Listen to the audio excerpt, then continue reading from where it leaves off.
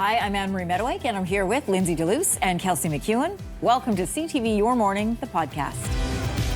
Hudson's Bay is asking courts to let it auction off some of its historical artifacts, including the Royal Charter that launched it. But obviously, this has some historians and researchers pretty worried. But first, we are starting with a look back at Canada's 45th federal election. Canadians have handed the Liberals a fourth consecutive term now in office. The historic election, it really boiled down to a two-party race and the return of the Conservatives to the official opposition. Conservative leader Pierre Poilievre also lost his seat in a riding that he had held for 2 decades. So now every single conversation that is revolving around the election comes down to what happens next and where do the parties go from here? To answer those questions, we brought on Laurie Turnbull, professor of political science at Dalhousie University. Let's start with the official opposition once again, the Conservatives. After 2 decades of representing Ottawa's Carleton riding, we know that Conservative leader Pierre Poilievre lost that seat to the new Liberal MP Bruce Vanjoy. Walk us through what happened in this riding. Lots of discussion online about, is this about this long ballot choice? Was it about his choice to go to convoy? Did he not spend enough time in the riding? What happened? Right. I mean, like everything else, it's usually not going to be just one thing. Right. Vanjoy had been working on this, really in earnest for like 2 years. I think that a long time ago, the Liberals identified this as a possible riding they could switch. There was one election, I think it was 2015, where Poilievre won, but it wasn't by a landslide. There was a sense of weakness there. And so I think the Liberals identified this as something that they might be able to work on to coax out that Liberal support base into a fuller expression. So, I mean, I think mostly it's a story of, here's the right candidate who did the work in the riding. Now, there's a couple of other things. Obviously, the leader's time is the most important resource that there is, or one of the most important resources during a campaign. And clearly, the Conservatives were very much, in contention for government, and they were running a national campaign. And they ran this campaign really focused on Pierre Poilievre. Like, I had heard stories from journalists and things about how, candidates weren't really supposed to be talking to the media and they weren't supposed to be doing their all candidates debates, although I think some of them did. The focus was Poilievre, which really meant he was the one who was going around and, there was so much pressure on him to go to other ridings and be there with other candidates. Mm-hmm. It didn't give him as much time in his own riding. And so I think, a few factors taken together, the redraw of the electoral boundaries as well meant that the population of the riding was different, and there was actually new constituents in the riding that hadn't been, in a position to vote for Poilievre before. And so it was also a question of courting new voters. Mr. Poilievre said he is going to stay on as party leader. But something I learned yesterday is that unlike Prime Minister, where you can be the Prime Minister and not have a seat in the House of Commons, although it's not ideal, when you are the leader of the opposition, the same rules don't apply. So once the House returns, what does his leadership look like in that role? Who will be in the House of Commons until he can find a seat there? And how does that affect his leadership? So he can be. So that is all true, right? Like we did see Mark Carney for a little while, be the Prime Minister before he had a seat in the House. Mm-hmm. Different situation when it comes to the leader of the opposition, because the position is actually defined in the standing orders in the House of Commons, and he can be the leader of the Conservative Party. That's a different process. Mm-hmm. But as far as the leader of the House of Commons, leader of the opposition, they will need to find somebody else to do that job. I don't think they've indicated who that will be. It's possible that Poilievre will go through some negotiations where somebody says they're going to step aside for him. Then that creates a vacancy and he can run in that by-election. But that's not an overnight process, right? Like if an MP steps aside and they're willing to do that for Mr. Poilievre, it could be 6 months before the by-election is called. Mr. Carney makes that decision, and he doesn't have to do it quickly. And even if it happens, then you're in a by-election. It's not a high five on your way in, right? Like, you've got to go campaign. And don't take voters for granted, I think, is one of the messages that we can take from not to be a jerk about it, but I mean, Mr. Vanjoy has made the point that Poilievre perhaps took the riding for granted. And so don't be too quick to go tell voters what they're going to do. It's not easy. Mr. Poilievre did mention lessons learned, and perhaps this was one of them. Who knows? We'll wait and see. Let's move on to the NDP, because part of the reason we are in this position with this 44%, 41% of the popular vote is because the NDP bottomed out. And we haven't seen a collapse like this since the early 1990s. How do they lose their base, and when did it start to unravel for them? Well, I mean, I think it started to unravel a long time ago when the NDP decided to get into this confidence and supply agreement with the Liberals. I understand that there were reasons for that and that it wasn't all across the board a bad idea. But I think one of the implications was that the NDP really lost a sense of its own identity. And they lost a momentum as an opposition party who was holding the government to account every day. They really kind of took on the role of supporting the Liberals, and it felt like that was the de facto. And I think that cost them in terms of being able to keep in the minds of voters a reason why we need the NDP there. And I think even when this, but on top of that, when this election started to take shape, and it was a sense of, who's going to be the prime minister, who's going to deal with Donald Trump, who's going to lead Canada, that became the ballot question very quickly. And because the NDP is a smaller party, they weren't in a position really to answer that question because they weren't in contention for government. And so all those factors together, I think, just created created a loss for them, even in ridings where maybe they wouldn't win, but they would typically have a pretty good showing. Like the number of ridings in Atlantic Canada, for example, you could see early in the night, it just wasn't showing up. That vote collapsed. Hudson's Bay is asking the courts for permission to sell off 1,700 pieces of art and more than 2,700 artifacts in a bid to obviously raise money. This collection includes the 1670 charter that launched the company 355 years ago. Now, the charter granted the company the power over Indigenous lands and trade relations for years. Historical experts worry, though, that this charter could end up in private hands. Why is that a problem? We're going to talk about that right now with Cody Grote, chair of the Canadian Commission for UNESCO's Memory of the World Advisory Committee. Good morning to you. Good morning. So Hudson's Bay wants to sell these items, obviously. They need money. Why do they need court approval? They need court approval because this is considered a business asset. They're going through this process of selling off their assets in order to raise funds, as you addressed, to try to resolve some of their financial insecurity. So just like we're seeing they're selling real estate, they're selling their storefront properties, they're going to need court approval to sell some of these assets as well. So there are thousands, I mentioned, of artifacts, but there's one that is being watched really closely, and I mentioned it. Talk to us about the historical significance of the charter. I consider this to be one of the most important documents in Canadian history. This gave the Hudson's Bay Company not just that business privilege to be able to have that sole and exclusive fur trade market in what is now North America, but it also really granted sovereignty or political ownership to some extent over this vast swath of territory that includes the lands of several Indigenous nations in what is now Canada, and that was done unilaterally without the consent of Indigenous nations. So the Hudson's Bay Company was operating both as a business for many years, but also as a government entity in these territories, and this charter is what gave them permission to do that. So in your opinion, you don't want to see this go into private hands, correct? Correct. So most of the Hudson's Bay Company archives were donated to the province of Manitoba in 1994. And we have the Hudson's Bay Company archival collection, which has been deemed internationally significant for its historical and cultural value. That's housed at the Archives of Manitoba. But this Royal Proclamation Charter, which has been viewed as a business asset until this past few months when it's going to be sold, that's always been kept in the hands of the Hudson's Bay Company. So my ideal situation, what a lot of people are pushing for, is this to be donated to a public entity, perhaps the Archives of Manitoba. Hard to say that to a company who really needs money. When we look at the value, like the monetary value of this charter, how much are we talking about? I always try to avoid putting a monetary price on this because that's what I'm hoping that we can avoid in this conversation. I think it sort of goes above and beyond a monetary value. Obviously, an auction house is going to try to put a value on it, going to try to put a price tag on it to appeal to a private buyer or perhaps an institution who might want to purchase it. And I'm hoping that through these legal processes, we might be able to exclude this charter from the collection that's being sold at auction and have that donated to an entity before it hits the auction block.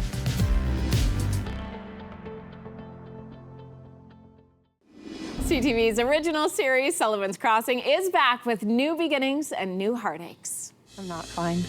I thought that I was.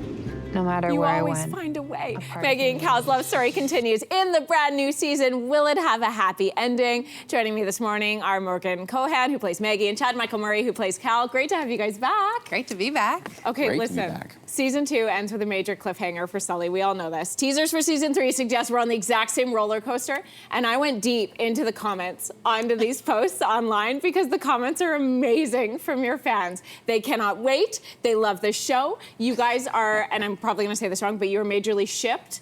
People love you Appreciate that. as a couple. What's our ship name? I don't. Yeah, We've been trying to working figure on that That's out. up to you. We're working on it. Yeah. I like Kaggy's Magafornia. weird. That was yours. Megafornia That was yours. or Caggy. Caggy Kaggy's was a a little little weird. questionable. It's a little weird. It's a little it makes weird. me think, yeah, Anyway, how are you guys feeling? Season 3? so good. Yeah. It's wild. We're back. It's here. Beyond blessed. Yeah. Like really excited. It's this is an exciting season. There's a lot more going on this year than any of the previous seasons. The show just keeps elevating every year. They're bringing the better every single time. Roma and the team are just trying to elevate each season. And you can go ahead and say it. It's the Oh, this is his favorite. Oh. It's the spicy season. It's the spicy season. true season spice. Oh, I wonder, you were holding something back. I could see it. You were like waiting for Really it. excited about this. Yeah. Come on, look. You go out there, you're cooking this glorious meal. Well, now you finally get to eat it, so enjoy. Okay, amazing. Well, we're here for it. I think, Morgan, what is so relatable about Maggie in particular is that she's like navigating this tug of war between who she thinks she has to be and who she wants to be. And you're an artist, you're a dancer, you're an actor. Have you ever felt that same kind of like tug where you're just kind of trying to do what you want to do, but there's all this societal pressure of like what you're supposed to be? Yeah, absolutely. 100%. And also in a different way of that too, when there's, in such a beautiful way that the world is, there's so much accessible to you too, that you can see your life going in so many different ways, and each of them can be equally beautiful, but which way is the right way for you can, yeah, it's, I think, something that keeps coming up for me, and I think most people at some point kind of have that as well. That's so true. I never thought about that before. Like, we live in a great world where you can be anything, but then there's all this choice. It's like Yeah. the menu that has too many options. yeah. We're like, what do I just want to eat for dinner? Chad, speaking of options, you have such a busy year ahead of you. So we're going to talk a little bit about all the things that are happening. Obviously, Sullivan's Crossing. You're a huge Bills fan. We Cool. know this. You live in Buffalo. You're turning that love into a new job as executive producer of the upcoming docuseries. It's called Just One Before I Die. So there's your fam heading to the game there. Plus, we are also so excited to be watching the Freakier Friday trailer, and then all of a sudden you pop up, and we get to see Jake again. So what's this year been like for you? Yeah, incredibly blessed. It's really busy. The pack, the family and I, we're a pack, and we travel everywhere together. So we've just kind of strapping our seatbelts on and going on for a ride. But I can say Freakier Friday, it is a wild ride. It's Really? so good. It's so good. We finally got to screen it like a few weeks back, and watch out. Watch out. Oh, It's yeah. really good. Everybody stepped it up. Great team.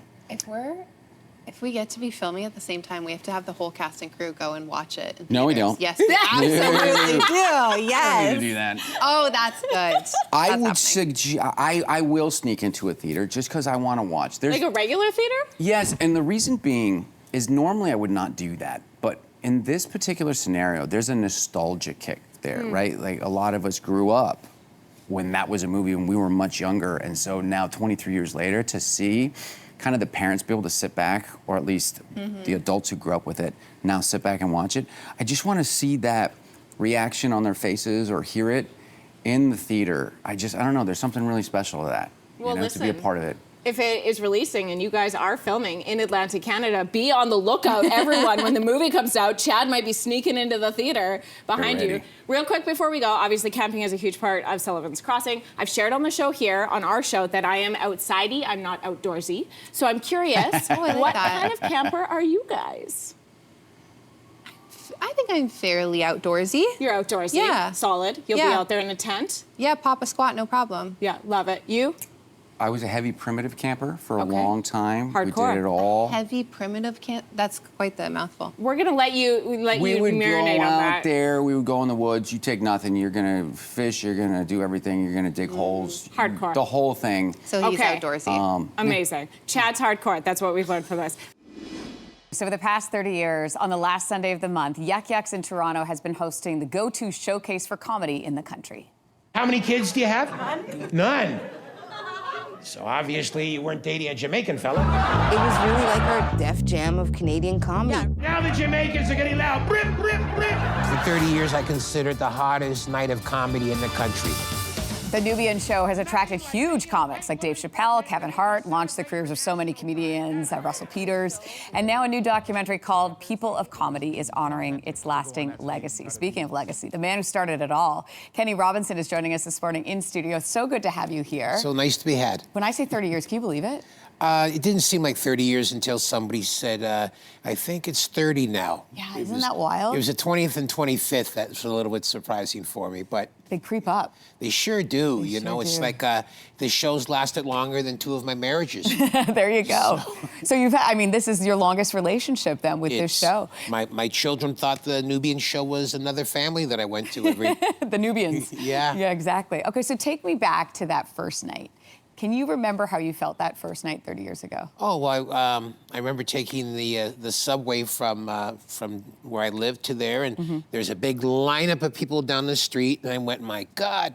And I walked in, and they turned away like about 150, 200 people. Wow. This when it was at Yonge and Eglinton, when the capacity was 417. So isn't it nice I can remember the numbers Look of a at club you. that doesn't exist anymore? I know, that is amazing. So that's a producer. So it was great. The media was there, and the audience was insane, and it was a big hit. I had no idea that it was going to last more than the one show, really. Right, and let's talk about how the concept started in the first place, because people are like, is this going to work? And then boom, all of those people were showing up, and they've showed up ever since. Well, the city had been demanding it, been waiting for it. They didn't know it was something they needed. You know, you ever get something that you didn't know existed before, and you went, wow, it's about time. So, we've had a nice run for 30 years. We've developed some great talent, and definitely a market's been created as a result, because now there's all these other spin-off shows of the Nubian shows. So for people that have not been to a Nubian show, what is it? What can they expect if they go? Well, traditionally, it's comics of color, because when he first started, there were like 7 in the country. Isn't that wild? And now there's like 7,000 just waiting to get on each show. But the show is a longer show than most. We started by putting more comics on because we had fewer comics that could do the time. So, but now the shows sometimes go 2.5. Got in trouble for the last one because it almost went 3 hours. But 3 hours. We were celebrating it being 30 years, though. So we had to have... an hour a decade. We had to have an hour a decade. I like it. I think we only had 10 comics. Then there are 2 comics that were on tour with JFL that were supposed to pop in and do guest spots, but something else happened. So we're happy with just the 10 that we had. And when you look at the sort of the next generation, the up-and-coming comics, what gets you excited about that group of people? Oh, it's so much different because now they're, with the internet and everything else, they're promoting themselves, and they're more industry savvy, I say. But they're great, though. There's so many great young comics. There's a comic named Marlon Palmer who just destroys every time he goes out. Another comic I like is Mr. Lewin. He pushes the edge a lot. Then there's Russia Alfeki. She's very, very funny, pushing boundaries and clean, but can also turn kind of snarly on you if the audience gets out of line. So there's no shortage of great talent on the way up. 30 years later, how does it feel to have made such an impact, to open the doors for so many people? Sore.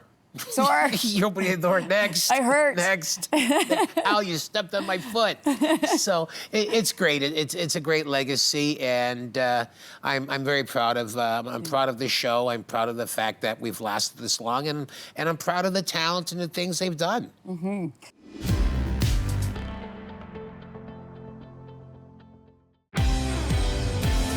You're listening to Your Morning, the podcast, where we bring you some of the best conversations from our show every week.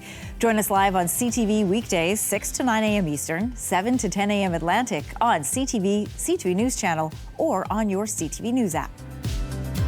SNL alums Tina Fey and Will Forte are reuniting on screen in the new miniseries. It's called The Four Seasons. This story centers on the decades-long friendship between three married couples, and it's an adaptation, if you're thinking, oh, it sounds familiar, of the 1981 film by the same name. It's very relatable. So Tina and Will joined us to talk about the new show.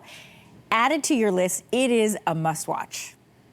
Will and Tina, good morning. Welcome to your morning. Great to talk to both of you. First of all, I loved the show. There were several times where my husband and I would pause, rewind, laugh, come back and watch it again because it was just so great. Tina, I wanted to ask you, in Mean Girls, you write about and explore your relationships in high school, your challenges and triumphs. In 30 Rock, you write about your challenges and again some triumphs as a female comedy writer. So I have to ask, in 4 seasons, in real life, you've been married about the same amount of time as your character, Kate, around 24 years. So how much of your own, again, challenges and triumphs in your personal marriage that are also as part of this show? That's a really good question. My husband, Jeff Richmond, is also a producer on the show. And there were times where he would say, like, is that me? About Will's character. And sometimes it was, but our writing staff was really good about everyone was kind of sharing all their experiences. And he did, I will say he is worried that people are going to think that he pooped his pants, because I do tell a story. For the record, my husband did not poop his pants. Okay. He did possibly eat at a buffet. That was a bad idea, but he did not poop his pants. Okay. I'm glad we have that on the record. Well, I think like in every relationship, there's somebody who is a bit of a hypochondriac and then somebody who like downplays everything. There is a scene, without giving too much away, where this is the scene where my husband and I stopped and rewound it. And I said, this is you. Because you feel like you're sick and you talk about your swollen glands and then you're like, and my joints are swollen on my thumbs. So in your relationship, are you the guy who thinks you're like one step away from death's door or the opposite? No, I think I'm the other way usually. I'm the guy who's like, this is fine, it'll pass through me, don't worry about it, and somebody's gotta convince me to go to the hospital. Drive carefully near the lake. Lots of creatures in the road. What? You put your brights on, honey.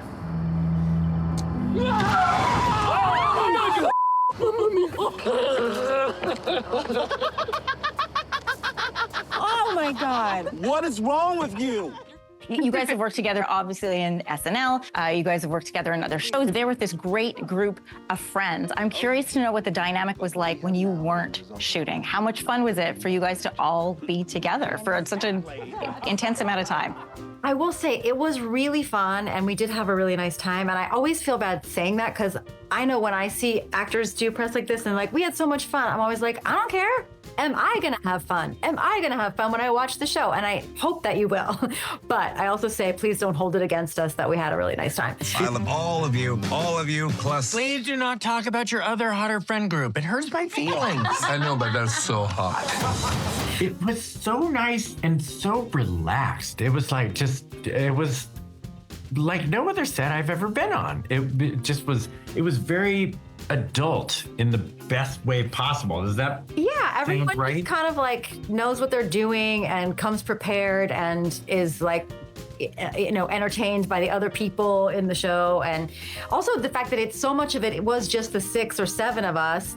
And we didn't have like big giant sequences where, there's like 100 people in the background and a well-timed car accident. Like, so it was very just easy to shoot as well. Oh, I love hearing that because I kept wondering the entire time, how much fun are they having when they're not rolling? I think anybody who's fans of any of you will love knowing that it actually was a good time. How did you two meet? Ginny is my dental hygienist. I get it. She's young and hot, right? Don't see a ton of upside for me in answering that. The series is based off this 1981 movie that was written and directed by the great Alan Alda alongside Carol Burnett, who plays your character. What was it about this movie that made you want to tackle it 45 years later? Yeah, it's funny. The movie came out in 1981. I think I saw it in the early days of cable TV. It was one of those movies that was in heavy rotation. And I was 10 or 11 when I saw the movie. And why did I relate to it? As these people are all like 45 years old, and but I think it was sort of so kind of aspirational, and I thought this is what grown-up life must be like. And also because it was Alan Alda, who I loved from MASH, and Carol Burnett, who I loved from the Carol Burnett Show, I always thought it was this cool thing of like, oh, these people that I love from other things are like hanging out, and I just want to be a part of it. And that's why I thought if I could get comedy greats like Will Forte and Carrie Kinney Silver and Steve Carell and all of us together, that hopefully that would invoke the same feeling in other people, in other 10-year-olds. I haven't shown it to anybody who's younger than a teenager, but maybe I will next. Tina and Will, great to have you with Your Morning. Thank you. Thank you. All right, we fans have been waiting over 2 years, but finally Cassian Andor has made his return to our screens in Star Wars' most critically acclaimed TV show ever. Have a look. If it goes up in flames, it will burn very brightly. It is a fantastic show, and the first chapter of a brand new season of Andor premiered last night, and it's set to cover 4 years' worth of storytelling. This as Cassian becomes a key player in the Rebel Alliance. It all leads up to the events that we saw in the film Rogue One, A Star Wars Story. We are so excited and stoked now to be joined by two of the incredible stars of Andor, Stellan Skarsgård and Genevieve O'Reilly. Welcome to the Your Morning studio. Thank you. It's so cool to have you here. And so I want to say off the top, like I mentioned that it's the most critically acclaimed Star Wars TV show, but in terms of the reviews, it's the most critically acclaimed Star Wars TV show or film or anything that's been produced. I'm sure as actors and storytellers, paying too much attention to reviews and critics could be a double-edged sword. But how does it feel just to know how well-received Andor Season 1 and now Season 2 has become? Like, how does that feel for you two? Well, I mean, you're really happy because you want people to see what you do. Yeah. And especially when it's something good. Yeah, and it is such a great show. Your characters are fantastic. And they both kind of present this public image, and then they have their basically secret lives behind the scenes. I like that they have that in common.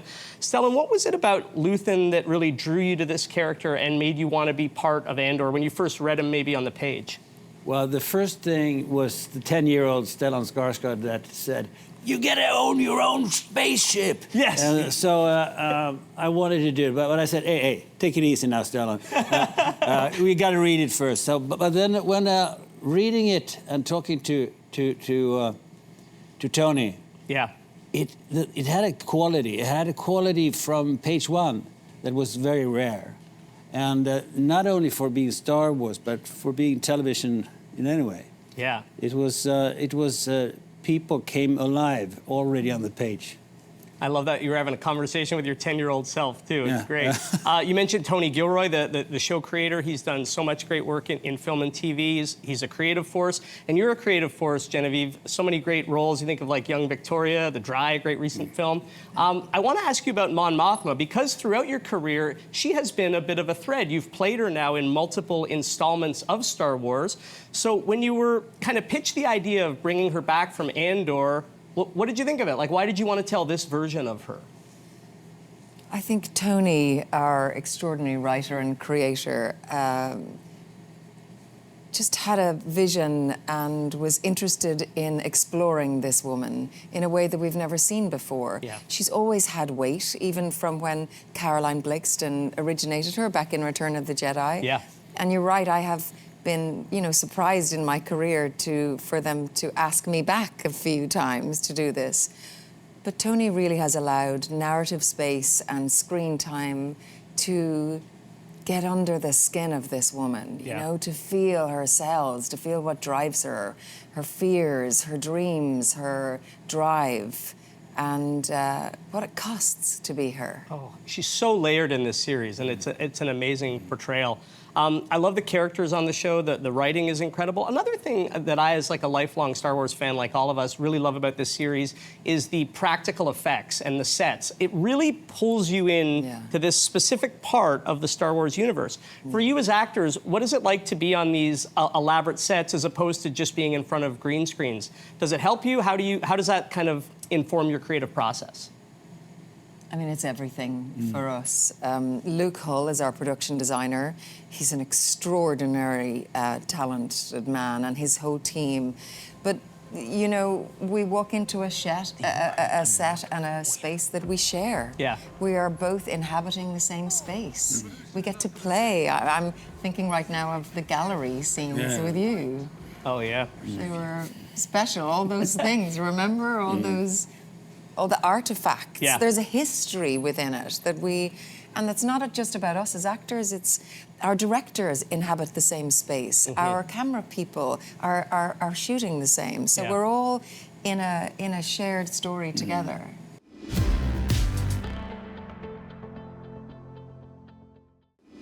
The first ever winner of Canada's Drag Race, Queen Priyanka, is sautéing her way into Crave's original series, Drag Brunch Saved My Life. This is a reality show. It's a series where restaurants get makeovers and local drag queens are spotlighted with some incredibly yummy food along the way. All right, so here's the queen herself, Priyanka, who is the host of the show. They attract a ton of customers, create a lot of buzz, and makes the restaurants cha-ching! This is your first This time meeting brand new reality series sees restaurant makeovers and local drag queens in the spotlight as Priyanka helps the eateries save lives and hangovers with drag brunches. And Queen Priyanka is here with me in studio. Good morning. You have the best face. Can I just say, Really? your reactions are excellent. Well, that was my first time seeing a clip like in the public, in the wild. Really? Yeah, like that. This is amazing that the show is finally out for everyone to see. But also, side note, does everyone know that you're like a gymnast in here when you do what do you mean? This show? Okay, I don't know if you see this or if you ever talk about this, but she started the weather sitting at the table over here. And then she like somersaulted over to a green screen over here. And then she like flipped over onto this chair to interview me all in like 3 minutes. You are amazing. I get my steps in. Thank you. Work. That's high praise coming from you. Well, you are amazing. You know, as a girl who does it all, I get it. Listen, let's talk about the show. Before we get there, I have to ask you, we found a little clip of you online. I have to know, did you use this video as your audition reel to get the role of host? Back in the 1800s, the UK used to call these type of restaurants chippies or chippers. Do you know what I'm talking about? I'm talking about fish and chips. Back in the 1800s, the UK used to call these What type of is the story behind this video? Wait a minute. I am deep. so you. No, this is amazing. I'm so happy because I keep saying this that like everyone's like, how did you end up doing a restaurant show? Like yes, drag brunch, but like how? And I was like, everyone needs to know that when I wanted to be on TV so bad when I was in high school, I volunteered at a local TV station, and the first show I ever hosted when I was 16 was called Durham Dining. You were 16 Yes, in that I was video? a baby. I couldn't even speak on camera, and they had me saying all these weird things. And I was like, maybe I don't want to be a star. I was just joking. I don't want to do it. Oh, it's hard work though. It's hard. Well, I just watched you somersault across the studio, so yes, it is hard work. But yeah, that was my audition technically. Amazing. I'm in the food space again. I'm back, baby. You are back. The Drag Brunch saved my life. It's not just any other food reality show though. You are changing lives, one restaurant at a time. So what was the most rewarding part of the show for you? I think like proving myself like right and wrong, that we're all like the same. We're all not so different. Like having these like straight white male restaurant owners from like Barrie, Ontario, like call me like this like drag queen being like, hey, like my business is having a hard time, like can you help me? I was like, whoa, this is like showing the togetherness in the world that I've been like trying to show for so long. And like that is what it's all about. Because like, you know, we have these conversations how different we are. There's drag queen come in, what does it mean? It feels so political, but it's not political if it's all about love and inclusion and like just like helping each other out. I can help you, you can help me. It's like the best thing in the world. It's not Lots political. of tears. Yeah, I love that. It's not political, it's just drag. Yeah, it's just drag. Beyond that, you have big things planned for this year. Your debut album, Devastation, comes out this August. A North American tour is in the works. So I want to know, like, was music always the thing that you wanted to do even when you were little? Or was it just part of the bigger picture? It's part of the bigger picture. I think everyone has a dream of being a pop star. I think everyone so. has a dream of being a TV host, like look where we are. And like doing music is the perfect like thing to be doing, especially when you get to do a show like Drag Brunch Saved My Life and I get to perform the music and it's in the, you know, I get to perform the theme song and it all adds up. But like music is the best thing because like the TV show, like I think it was my uncle who said it once. He was like, listen, music is the universal language of love. Everyone gets it. And I was like, that's exactly what I'm trying to do with drag and like trying to do with like entertaining people. So it's how I feel. about love it. it all. I love it. I love the music. I love it, and I love that you're not just one thing. You are a multitude of things, and you can be all those things, which is amazing. Yeah, we all can do literally anything we want to do. And it's just like we kind of fight ourselves. I mean, like no one wants to do their laundry. No, I agree. You know what I mean? So imagine that. My laundry room would be evidence of that. Yes, no, I hate it. But I'm like, no, you could do anything. Go do your laundry, right? I'm going to take that energy into the rest of my day. I needed that. I think, Anne-Marie, you're probably the only one who loves doing the laundry. I really do. I know you but do. just my own. Just your own, fair enough. You're so weird. Yeah, I know. Delightfully so. In the best way. So when you think back to when you were younger, yeah. What did you know, that question that people would always ask when you're younger, what do you want to be when you grow up? Which they tell you not to ask now, but whatever. So what did you say when somebody said that to you? I wanted to do this. Like I want to be involved in television in some way. I didn't think in front of the camera, I thought behind. I love producing, I love being out in the field. But you and I have joked about this, about how when you go back and see the things you did when you were kids, there were signs. Like I used to do radio, like when you'd have cassette players that had a microphone attached. I would interview people, I would tell stories, I would watch what was happening and do live events without even knowing that's what I was doing. Yeah, what about you? Broadcasting was a surprise. It was a curveball that I wasn't expecting because I always thought I'd perform in some way, whether it was singing or acting. And as I got older, I realized how challenging that career is and it's really inconsistent. And so took a turn into science thinking, okay, I'll be a doctor. My mom was in medicine. She was a nurse for a very long time. So I thought that's the route I'll go. But then you learn that you have to study a lot of not really fun things to do that. And I was like, this is way too hard. Too boring. Not fun at all. So I took a year, and I think it's so important for young people to take that year to figure it out. And I happened to be working at a school that offered a broadcasting program. And I was flipping through the program guide, and it said it's really competitive and great for performers. I love that. Oh, and I am those two things. So I was like, I will get into this program and I will do it. And then from there, fell in love with news and information. Now I think about it, I wanted to be a lawyer for a really long time. Yeah, me too. Because you get to argue and you get to ask questions. These are also things that I really like to do. My dad would say mostly the arguing. But then I, like you, somebody had said to me, what is it you like to do? What do you want to do for undergrad? And I said, I like to read, I like to ask questions. And they said, what about broadcasting? And then journalism? And as soon as I read about it, I'm like, that's the job. And it must be so interesting because you have 3 17-year-olds right now. Oh my And you gosh. know what their strengths are, to have those conversations with them. Well, but the advice, as you wisely just said, people say, don't ask them what they want to be when they grow up. Well, it's hard as a parent when I watch what their natural skills are. Yeah. And I know they'll find their way because I found my way, my husband found his way. Right. But it's hard because both Daryl and I knew we wanted to do journalism, like this career. And a lot of kids their age these days don't know. Of course. Yeah. Which I think is pretty normal. I'll tell you a little story about my dad. So, and I think I've told you this story before, Anne-Marie. So I was acting in Toronto. When I say acting, I wasn't getting any jobs. So I knew I wanted to perform, and I got there at some point in some capacity. But I remember sitting on the couch, and my dad was sitting beside me, and we were watching Law & Order. I loved Law & Order. Still love Law & Order. So I was watching the show. I turned to my dad, and I said, if I could be a part on any show, on any TV show, I'd want to be a lawyer on Law & Order.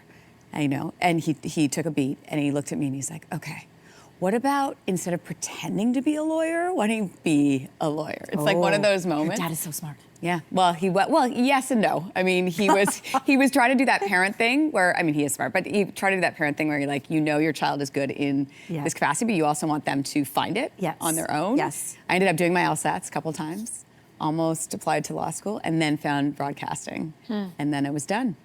And now here you are. There I am. And then I, finally, when my dad could turn on the TV and see me, he was like, oh, you have a real job. But he had to see you on TV first? Yeah, that's it.